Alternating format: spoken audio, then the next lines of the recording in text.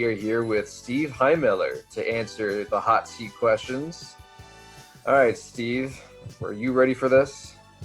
I was born ready for something. Maybe this. I don't know. Maybe this. Okay. Here we go. Steve, if you could jump into a pool of something, what would it be besides water, of course? Oh, man. I've thought about this. I can't say something like furry. Like, if I said a bunch of kittens, then it would be like, oh, you're going to kill a bunch of kittens when you jump into a pool of that. So I might just say something like feathers that won't stick to you. Like in the era of colonial America when they would tar and feather people. Not those feathers, but like if they could not stick to me or give me bird flu or anything like that, then I'd vote that. Because anyone who says like a ball pit, they have never had like a sickness after jumping into a ball pit at McDonald's. So it's nasty kids. This is the wrong time to jump in a ball pit. Yeah. Nope. Yes, I love it. Alrighty, if your life was a movie, what would it be called? Oh, this one's good. I think. So, I mean, the title would have to be something like Hallmark, but like engineering related, about like St. Patrick's Day and not Christmas, because everything's about Christmas. But I would be the jaded like engineer that's like, oh, like my heart was broken and so now love doesn't exist but St. Patrick's Day, and so it'd be called like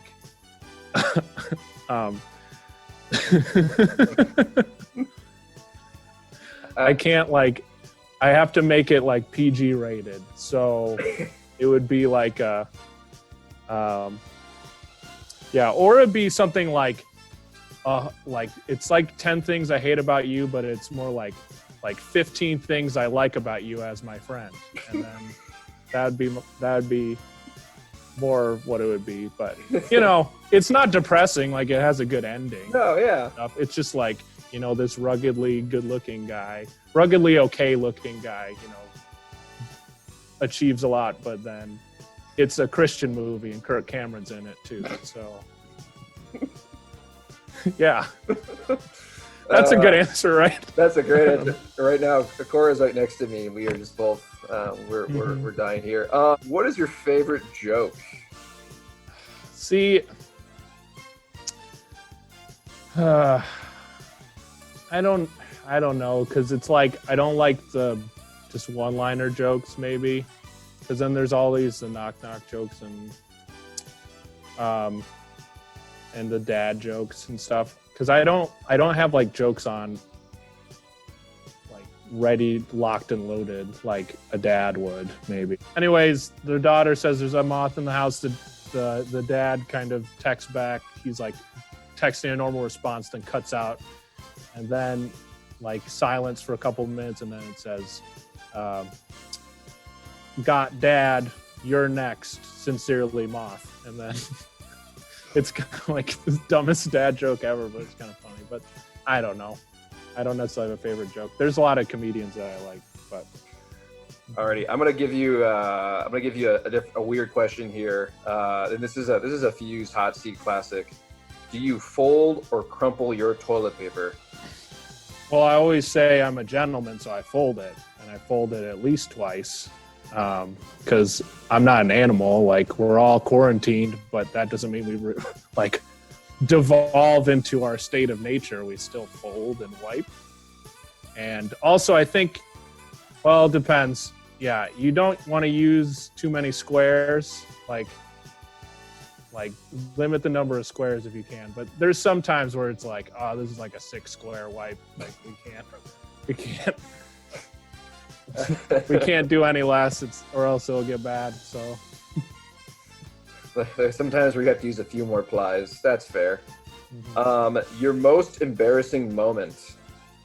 There's a couple. I think one I thought of. So I was at McDonald's with my family, and I saw my brother in front of me, and so I was like, I'm gonna mess with him.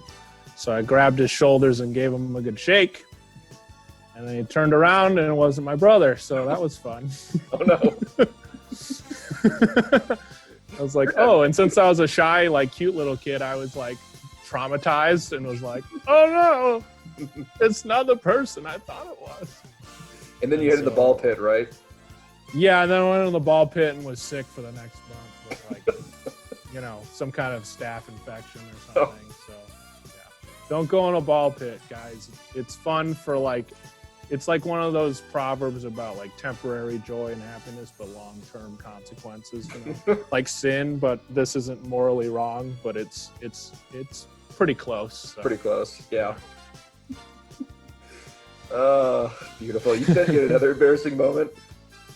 Well, there's one I've told where I was sitting at lunch, and it was sophomore year of high school, and I liked this one girl, and like she knew I liked her because everyone was out to get me and like make me look awkward. But I did a good job myself because I didn't know what the heck I was doing. This could be another part of the Hallmark movie on St. Patrick's Day, actually, except it would be at a restaurant on St. Patrick's Day in a pub, I guess. But I started talking, or I tapped her on the shoulder. She turned. I froze. My friend started laughing. I gave him the death stare. She turned back. Then I was like, well, Steve, you should just tap her again because that's a good idea. And I did.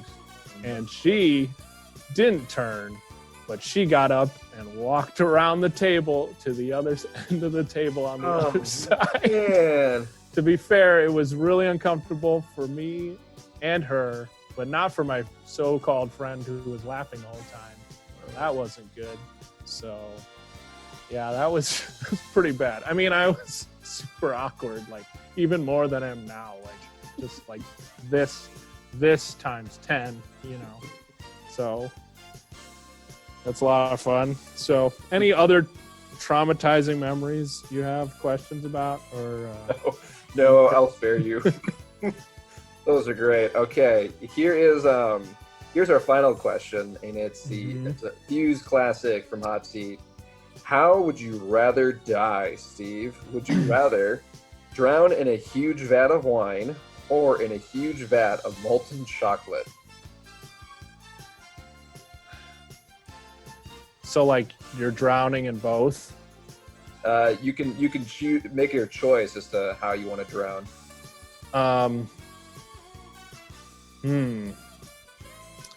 Let's see. Let's do a PG answer. Because if you're in the wine, you'd be like, oh, I'm inhaling a bunch of alcohol, and eventually you drown quicker. I feel like you lose consciousness faster. Like you black out before you like feel your lungs kind of burst. But like molten chocolate, that's like